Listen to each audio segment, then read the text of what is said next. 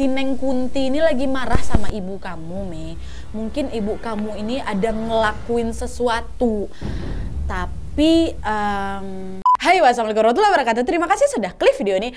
Oke, wah, jadi aku nggak tahu ini apakah kabar baik atau kabar buruk ya buat kalian yang nonton. Karena ya kan harusnya hari ini Selasa malam kita akan kembali menceritakan cerita sejarah kan. Tapi karena kemarin aku sibuk pindahan kantor kan, wah, perbaikan rumah juga. Terus masih banyak lagi segala macam keperluan yang harus aku selesaikan. Jadi aku nggak sempat untuk menyelesaikan research aku di topik sejarah yang harusnya tayang malam ini. Karena kalian tahu sendiri lah kan, kalau cerita sejarah itu membutuhkan waktu yang lumayan lama wah, untuk risetnya ya kan. Terlalu mundur aku nih kayaknya, yang aku taruh maju dikit. Pas gini ya kan. Nah, jadi terpaksa yang kisah sejarah itu harus kupospon ke minggu depan. Mohon maaf ya. Tapi sebagai gantinya aku bakal gantiin video hari ini dengan apa?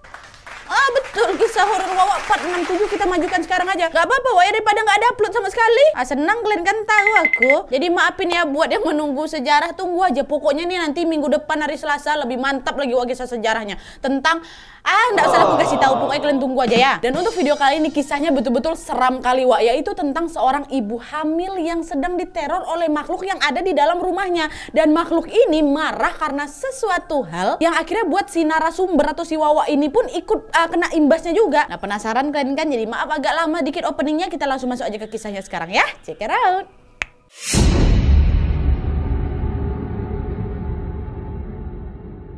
Oke Wak, jadi kisah yang akan aku bawakan malam ini adalah kisah yang datang dari Wawa aku yang bernama Kak Mei dari kota Lubuk Linggau, Sumatera Selatan. Halo Kak Mei, halo Lubuk Linggau. Nah jadi Wak, aku ceritain sedikit ya tentang latar belakangnya Kak Mei ini. Jadi Kak Mei ini tinggal bersama ayah dan ibu tirinya sejak kecil Wak. Ibu kandungnya Kak Mei ini sudah meninggal sejak Kak Mei ini duduk di bangku sekolah kelas 6 SD lah gitu. Dan di sela-sela kesibukannya saat gadis dulu Wak, sekarang Kak Mei udah menikah by the way, Kak Mei ini dulunya bekerja sebagai pelatih nari. Nah Kak Mei ini Wak juga dulunya memang orang yang sangat sensitif kali lah dengan hal-hal mistis. Tapi itu dulu, sekarang udah sangat berkurang kata Kak Mei. Karena Kak Mei itu udah kayak gak mau lagi ngerasain hal kayak gitu. Karena dulu kata Kak Mei, setiap kali dia berhubungan dengan hal-hal mistis, horor, hantu kayak gitu, kepala ini pasti pusing. Jadi kayak sering capek gitu lah Wak. Makanya mungkin Kak Mei ini udah melakukan rukiah kah, atau nutup mata batin apa kayak gimana lah jadinya. Oke, jadi udah gak pernah sensitif sedulu lagi.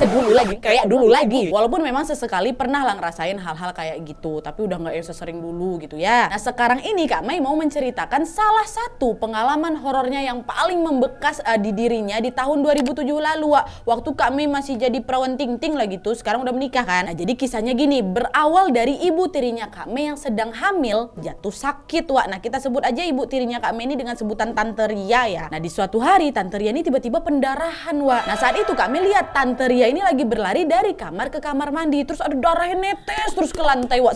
Dari ininya maaf ya, dari selangkangannya banyak kali darahnya. Nah melihat hal itu Kak Mei sempat aduh kasihan ya Tante Ria ini. Tapi Wak, karena Kak Mei ini tidak terlalu dekat sama ibu tirinya, jadi Kak Mei ini waktu itu cuma ditengoknya aja tuh Tante Ria. Dan dia sendiri memilih untuk tidak mau nanya kenapa Tante, ada apa Tante gitu. Enggak, didiamin aja tuh. Papa Kak Mei lah itu Wak yang ngebantu istrinya tuh Tante Ria ini dengan perasaan panik dan sedih kan. Dikira sih Om Tante Ria ini udah pendarahan karena keguguran. Kak Mei sempat nanya tuh ke bapaknya, kenapa itu Pak Tante Ria? Mungkin keguguran mama tuh. Kami cuma jawab, cuma gitu aja Wak. Dan akhirnya udahlah, setelah itu Tante Ria pun langsunglah dibawa ke rumah sakit. Nah pada saat itu kami nggak tahu nih apa hasilnya, karena setelah melihat Tante Ria dibawa ke rumah sakit, kami langsung pergi tuh keluar rumah dan pulang malam gitulah, karena memang harus ngajar nari tadi. Nah terus gimana Tante Ria? Nah ternyata Wak, meskipun Tante Ria ini sudah mengalami pendarahan hebat, tetapi ya bisa dibilang alhamdulillahnya lah, saat itu bayi yang ada dalam kandungan Tante Ria ini masih selamat Wak. Tante Ria tidak keguguran. Nah tapi meskipun sudah dibawa ke rumah sakit, pendarahan Tante Ria ini tetap aja masih terjadi dan gak berhenti-henti loh Wak, sampai beberapa minggu setelahnya. Mungkin hampir sebulan lebih tuh kayak Tante Ria ini harus bolak-balik dirawat di rumah sakit Nat, kata Kak Mei. Dan kan hal itu badan Tante Ria ini udah kayak lemas sekali lah, mukanya pucat, gak bergairah, lemas sekali pokoknya. Sampai di satu titik Tante Ria ini harus dirawat sampai 1 minggu gitu loh Wak di rumah sakit. Nah pas Tante Ria lagi nginep di rumah sakit, inilah kejadian horor tak terlupakan oleh si Kak Mei ini pun terjadi.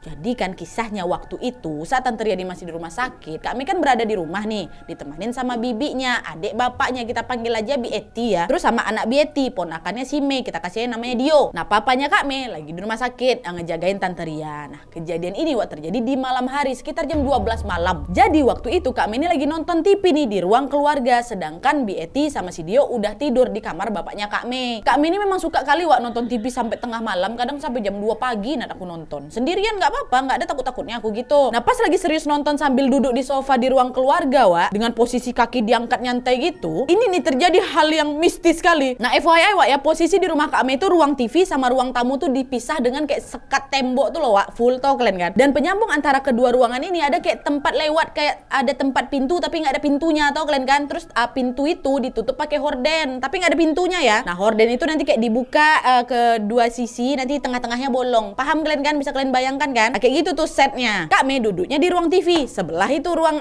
tamu kan. Nah pas lagi asik-asik nonton tiba-tiba dari ruang tamu Kak Mei ngelihat ada bayangan yang jelas sekali. Ini bukan kayak bayangan sekelebat kayak gitu aja yang enggak tapi bayangan ini tuh terlihat seperti nyata gitu kata Kak Mei. Hampir solid gitu lah, hampir berbentuk sosok karena Kak Mei pada saat itu bisa melihat bayangannya tuh kayak ada rambutnya panjang pula tuh sampai paha, terus tingginya tuh sekira-kira seukuran orang dewasa kalau misalnya berdiri di atas sofa. Kebayang kalian kan tingginya seberapa tuh? Tapi memang pada saat itu Kak Mei nggak ngelihat mukanya tuh kayak gimana karena ketutup sama horden pembatas tadi itu. Dan yang Kak Mei lihat sangat jelas adalah bayangan itu nggak stuck bayangan tuh berjalan nembus dinding pembatas antara ruang tamu sama ruang TV kan, lewat ya kan, set, terus dia menuju masuk ke kamar bapaknya. Karena pas pula posisi tembok kamar si Om ini berada di belakang TV tempat si Mei duduk itu.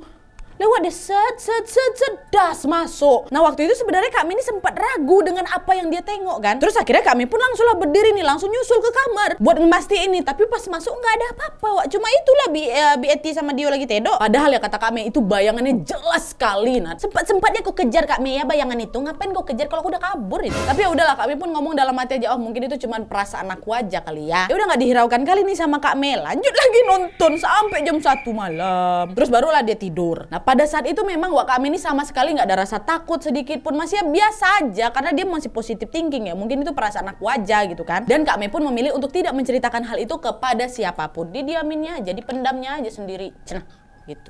Nah terus setelah 3 hari kejadian bayangan lewat tadi, Kak Mei ini kembali lagi mengalami hal aneh selanjutnya, dimana tepatnya di waktu maghrib Kak Mei ini baru pulang nih dari luar.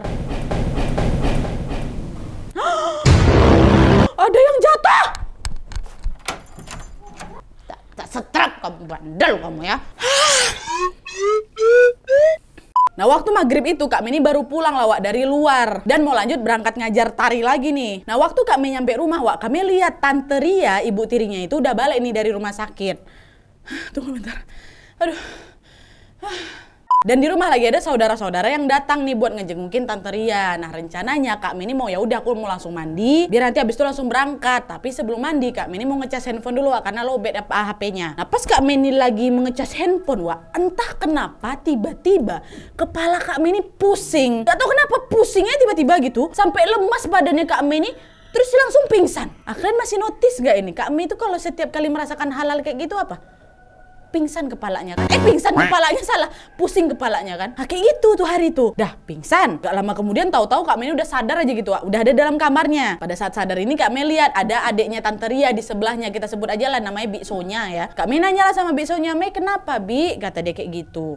"Pingsan kamu tadi Mei," kata Bibi Sonya. "Kok bisa pingsan aku Bi?" "Ya udahlah istirahat aja lah kau. Tadi tuh pokoknya kau pingsan, maka istirahat sekarang ya." Kira udah tuh Kak Mei lanjutlah tidur nggak jadi berangkat ngajar. Nah keesokan paginya Kak Mei merasa badannya udah agak enakan nih. Terus Kak Mei pun bangunlah dari tempat tidur dan langsung bersiap untuk pergi mandi karena Kak Mei ini harus ngajar tari pagi hari itu juga. Dah lah tuh setelah siap-siap Kak Mei pun berangkat dan di siang harinya ketika Kak Mei pulang, kebetulan di rumah masih rame juga tuh, ada Bi Sonya, ada juga ibu-ibu tetangga yang lagi besuk Tante Ria. Pada saat kami masuk, Kak Mei tengok pintu kamar tuh terbuka. pintu kamar bapaknya. Didekatin lah sama Kak Mei pintu tuh kan. Dia tengok, oh Tante Ria lagi tiduran di dalam kamar. Tapi nggak seperti biasanya, Wak. Tante Ria ini malah tidur di bawah kasur, pakai kasur lipat gitu, bukan di atas kasur. Dan ketika Kak Mei perhatikan lebih dalam lagi, ternyata pendarahan Tante Ria tuh masih belum berhenti juga, Wak. Masih ada darahnya. Nah saat itu Kak Mei berpikir kan, aduh kasihan juga ya Ibu Tiri aku ini. Dan tapi lagi-lagi waktu itu Kak Mei memilih untuk nggak ngomong apa-apa sama Ibu Tirinya. Entah nanya keadaannya kah, entah nanya kenapa kah, nggak ada sama sekali. Saking nggak dekatnya kali mereka berdua nih. Yang ada Kak Mei langsung masuk aja gitu ke kamarnya. Terus ya udah rebahan bentar istirahat. Nah baru aja Kak Mei ini rebahan untuk melepaskan penat, Wak. Tiba-tiba pusing di kepalanya Kak Mei ini datang lagi seperti maghrib kemarin. Sakit kali Nat, betul-betul sakit. Karena Kak Mei udah nggak tahan, akhirnya dia teriak lah kan manggil bapaknya.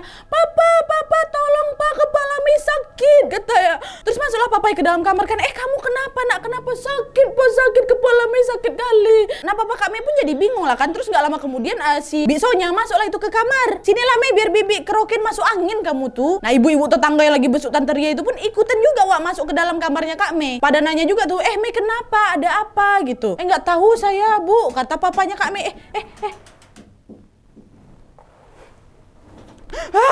Gak tahu nih Bu, tadi dia bilang sakit kepalanya, kata bapaknya Mei. Nah kata Kak Mei, Wak, saking sakitnya kepala dia nih Kak Mei ini sampai ngejambak-jambak rambutnya gitu loh. Karena memang sakit kali Nat. Dan karena udah gak kuat lagi Nat, sakitnya akhirnya apa? Pingsan lagi Kak Mei. Gak usah mikir aneh-aneh nih kerjaan dia tuh. Mana dia? Nah, nih. Gerak tadi, takut kalian kan? Ini si Lego.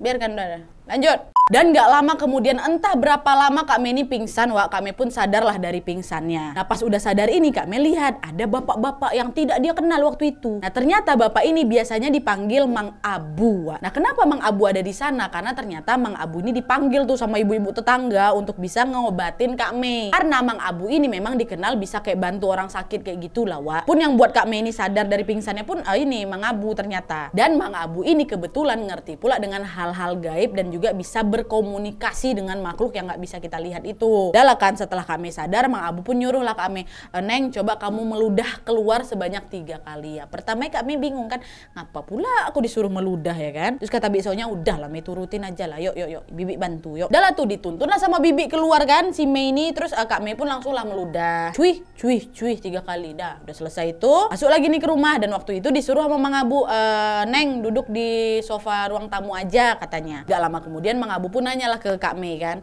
kamu lihat apa 3 hari yang lalu? Nah Kak Mei pertamanya kaget, Wak, dan mikir dengan pertanyaannya Mang Abu nih. Terus Mang Abu tanya lagi, Mei kamu lihat apa 3 hari yang lalu? Diam Kak Mei nih kan. Kok bisa tahu bapaknya? Udah Mei, kasih tahu aja kamu lihat sesuatu ya 3 hari yang lalu. Jujur aja Mei, jujur aja sama Mamang, cerita aja, kata Mang Abu nih. Akhirnya iyalah kata Kak Mei kan, iya Mang, Mei sempat lihat ada bayangan yang melayang di situ. Sambil nunjukin arah si bayangan itu lewat, terbang, Wak. Dia dari situ terbang terus nembus ke temboknya bapak. Nah mendengar hal itu semua orang yang ada di sana pun langsung kaget kan, masih standby itu semua ibu-ibu tetangga sama Biksonya sama bapaknya kan, kaget semua. Hah? Ada bayangan mah, gitulah heboh. Iya ada bayangan, kata Kak Mei kan. Habis itu Kak Mei ini pun nanya lagi lah ke Mamang, kok Mamang bisa tahu Mang, kan Mei nggak ada cerita sama siapapun. Sambil senyum, Wak, Mang Abu ini pun bilang, dia ada di sini Mei. Tadi pas Mamang sampai rumah kamu, dia lagi duduk tuh di ruang tamu sambil duduk terus ngelihat Mamang. Mamang ngucapin salam lah kan dengan suara pelan, Assalamualaikum gitu kan. Terus barulah Mamang ngucapin salam keras kepada kalian semua. Dia yang udah nyambut Mamang tadi di depan. Nah sekarang Mei, kata Mang Abu nih, sekarang sosok itu lagi di kamar Tante Ria dan dia lagi loncat-loncat di atas perut ibu tirimu. Aduh kebayang. Mereka semua yang dengar cerita Mang Abu makin kaget lah, Wak. Teriak lah ini kan sama ngucapin, astagfirullahaladzim Mang Abu, betulan masa. Dan serentak semua langsung lihat ke kamarnya Bu Ria. Tapi pas mereka lihat, cuma ada Tante Ria aja lah gitu tidur lemas kali gitu, Wak. Dan mereka semua di sana sama sekali yang nggak bisa nengok lah wujud yang ditengok sama Mang Abu tadi kan. Nah terus kami nanya lagi nih sama Mang Abu, kok bisa si Neng Kunti itu nginjak-nginjak perutnya Tante Ria, Mang? Nah di sini, Wak, Mang Abu jawab, si Neng Kunti ini lagi marah sama ibu kamu nih. Mungkin ibu kamu ini ada ngelakuin sesuatu, tapi ngelakuin apa Mang, kata Mei kan. Gini loh Mei, Aduh nggak bisa Mang jelasin, kata dia. Nah di sini nih Kak Mei sangat yakin sebenarnya Mang Abu nih tahu sesuatu. Tapi pada saat itu mungkin Mang Abu nih nggak mau bilang karena kan kondisi rumah lagi rame kali kan. Terus yang ada biksonya pun malah nimpalin. Ya udah Mang, terus gimana nih solusinya? Biar Mbak Ria nih sembuh Mang. Si Kunti ini minta kepala kambing baksonya. Kepala kambing? Aduh nggak ada cara lain apa Mang? Ada sih sebenarnya, tapi aku takut dia tetap menagih itu. Tapi coba aja kalian cari 3 daun. Tapi daun ini sebenarnya susah dicari kata Kak Mei. Kami pun lupa nama daunnya. Karena waktu kejadian pun Kak Mei nggak terlalu dengar nih penjelasan Mang Abu ke Bibi. Terus Bibi ngomong lah sama Papa Kak Mei kan, Mas dibutuhin ini, Mas gimana? Nah waktu itu Papa Kak Mei ini sebenarnya agak ragu dan agak nggak percaya gitu sama hal-hal kayak gitu Wak. Tapi kan mau gimana lagi, kondisi Tante Ria udah lemes sekali kayak gitu, nggak gerak, bahkan matanya udah kayak tertutup gitu loh Wak, nggak bisa dibuka. Nah adalah tuh kan, selang beberapa jam kemudian ketika Mang Abu dan semua tetangga juga sudah balik semua, Tante Ria ini Wak masih juga nggak sadar dan masih juga nggak bisa gerak. Mata Tante Ria ini kayak tertutup gitu tertutup rapat macam dilem, dibangunin nggak bangun-bangun. Akhirnya Tante Ria yang dari kamar dipindahin lah itu ke ruang keluarga. Terus ditidurin lah Wak di situ biar mudah nih ngelihat kondisinya kan. Semua orang pun disuruh berkumpul lagi nih di dekat Tante Ria. Tante Ria ini masih bernapas loh Wak, tapi nggak gerak sama sekali ya, kayak orang tidur. Kami waktu itu cuma bisa diam, duduk nggak jauh dari tempat Ibu Tiria dibaringkan kan, cuma dia tengok aja gitu Dan nggak lama kemudian ibu-ibu tetangga yang mendapatkan kabar tentang Tante Ria ini pun langsung lah berbondong-bondong datang itu Wak ke rumahnya Tante Ria untuk melihat kondisinya langsung dan sama-sama membacakan surat Yasin Wak, karena mereka merasa ada yang nggak beres nih sama tetangganya Tante Ria. Biksonya pun yang ada menangis kali ngeliat kondisi kakaknya nih yang masih belum bangun juga. Dan pada saat itu juga beberapa ibu-ibu masih kayak berusaha untuk menyadarkan Tante Ria tuh loh Wak.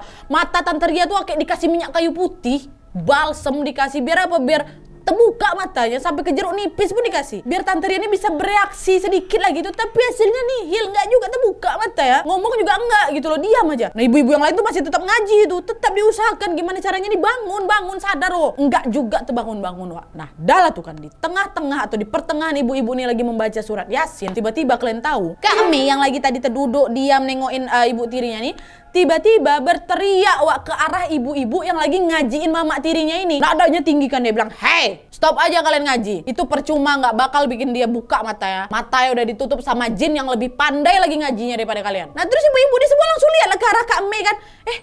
Kok ngomong gitu? Kok kenapa Mei? Nah Kak Mei pun langsung dia malah bingung juga Kak Mei. Kenapa kok Mei? Kenapa ngomong kayak gitu? Ini nggak kemasukan Kak Mei nih Wak, tiba-tiba ngomong kayak gitu. Nah barulah di situ Kak Mei ngasih tahu nih tentang apa yang dia rasakan saat itu. Tadi Mei ngerasa kok kayak ada yang nutupin mata Tante Ria ya Bi. Orangnya besar Bi, tinggi, hitam. Dia kelihatan kayak lagi marah gitu sama Tante Ria. Nah kagetlah semua orang yang di sana dengar ucapan si kakak Mei ini kan. Tapi mereka tetap tuh ngelanjutin baca Yasin. Baca terus Bu, baca.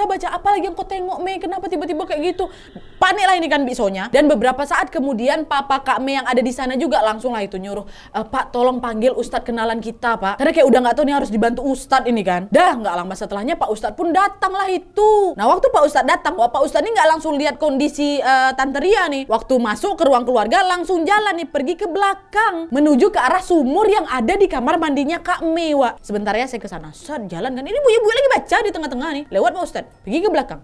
Kurang lebih 10 menit lagi tuh Pak Ustadz ini berdiri di depan pintu yang mau ke arah ke sumur tuh kata Kak Mei. Diam di situ kan Ustadznya 10 menit. Abis itu nggak lama kemudian barulah ini Pak Ustadz balik pergi ke ruang keluarga itu nengok kondisi Tante Ria. Nah salah satu tetangga yang ikut ngaji tadi bilanglah ke Pak Ustadz kan apa yang Kak Mei bilang nih sama mereka. Iya Pak, tadi Mei bilang kalau ada yang nutupin matanya ibu, ada di depan di atas badannya ibu kayak gitu, udah diceritain semua sama Pak Ustadz kan. Akhirnya Pak Ustadz pun nanyalah sama Kak Mei. Mei lihat apa tadi? Mei lihat ada sosok tinggi Pak, hitam, ada tuh di atas badannya ibu tadi. Ada berapa yang Mei lihat? Kata Pak Ustadz. Kak Mei pun mencoba memejamkan matanya sebentar kan Wak, sambil fokus nih ke arahnya ibu. Nah kalian masih ingat kan Wak, kalau Kak Mei ini memang masih sensitif kali dengan hal-hal kayak gitu kan. Jadi kalau memang Kak Mei ini mau merasakan keberadaan mereka, Kak Mei ini memang harus memfokuskan pikirannya dan harus tutup mata ke arah yang harus mau difokuskan gitu. Nanti biasanya Wak disertai seluruh badannya Kak Mei ini bakal merinding juga kalau memang itu makhluk ada gitu. Kak Mei ini juga sebenarnya katanya nggak tahu kemampuan ini datangnya dari mana Wak, cuma Kak Mei ini kayak bisa merasakan keberadaan mereka lah gitu. Udah lah tuh kan, tutup mata deh, fokus deh ke arah mama ini. Dan gak lama setelah memejamkan mata, Kak Mei pun jawab, "Ada 2 Pak." ada 2. Oh ya sudah, betul berarti dugaan saya nggak salah. Kata Pak Ustadz, memang benar ada 2 makhluk yang berasal dari belakang rumahmu dekat sumur dan kamar mandi rumah kamu, Mei. Dan akhirnya sama Pak Ustadz, Tante Ria ini pun kayak dibaca-bacain doa lah gitu, Wak. Lumayan agak lama tuh. Dan alhamdulillahnya Tante Ria pun mulai bersuara dan berangsur-angsur bisa membuka matanya.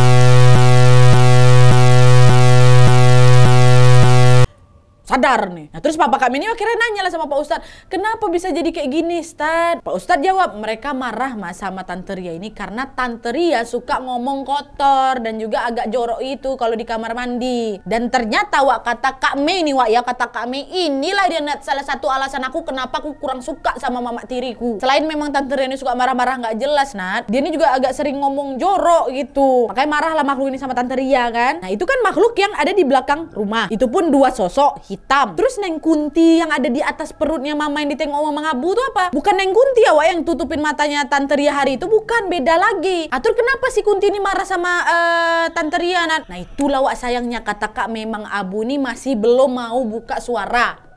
Entah apa alasannya gitu, Mang Abu memilih untuk tidak menceritakan hal itu ke Kak Mei. Walaupun memang udah diajak ngomong berdua mungkin ya, nggak ada sama sekali, nggak usah, Mang Abu nggak bisa jelasin. Kayak gitu, aduh penasaran gak sih kalian? Apa kita cari nih Mang Abu?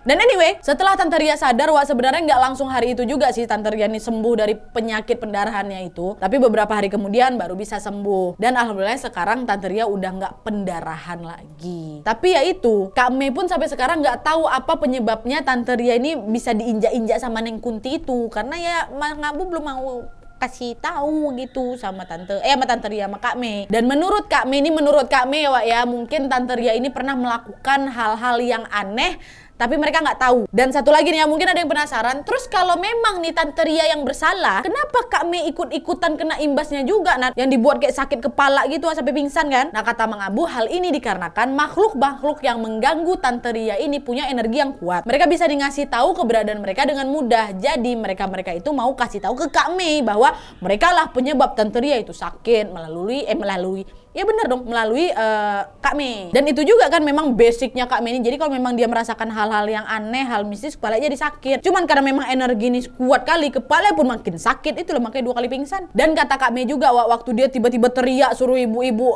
berhenti ngaji itu, pada saat itu Kak Mei mengaku, bukan aku yang mengatakan hal demikian, tapi kata-kata itu entah kenapa keluarnya dari mulut aku. Nah, gak kerasukan ini, aku enggak, orang waktu ditanya kok kenapa langsung diam, kok dia bingung yang ada. Itu Allahualam lagi entah kenapa tuh. Dan untuk sekarang kata Kak Mei kemampuan itu udah nggak bisa dia rasakan lagi, tapi ya terkadang masih ada lah dikit-dikit, udah nggak terlalu kayak dulu kali. Karena Kak Mei pun nggak mau juga mendalami hal-hal kayak gitu Oke, Wak ya, jadi itu tadi kisahnya dari Kak Mei. Terima kasih banyak Kak Mei, salam buat Tante Ria, Om, Bi Eti, Bi Sonya, Dio, tetangga-tetangga di luar. Kirimkan salam aku buat mereka. Terima kasih banyak sudah berbagi pengalaman horornya, bisa menambahkan koleksi cerita horor kami. Dan juga buat kalian yang memiliki pengalaman horor yang pengen kalian ceritakan sama kami semua, silakan Wak masukkan aja ke email di bawah ini dengan subjek kisah hororku. Ceritakan apa adanya aja, ceritakan serapi mungkin, dan sertakan juga nomor WhatsApp sama Instagram kalian supaya kalian supaya kami gampang hubungin kalian kalau misalnya kisah kalian dipilih untuk di-up di video selanjutnya. Oke Wak, jadi sekian dulu videonya. Terima kasih banyak yang sudah menonton. Kalau kalian suka video ini, klik like-nya, jangan lupa komen di bawah untuk ide dan saran-saran untuk video selanjutnya. Jangan lupa nyalain notifikasinya supaya kalian tahu kalau aku upload video baru. And as always, jangan lupa untuk klik tombol subscribe supaya kalian sama-sama tahu informasi menarik dan menegangkan dari channel aku. See you next video, Wak. Bye.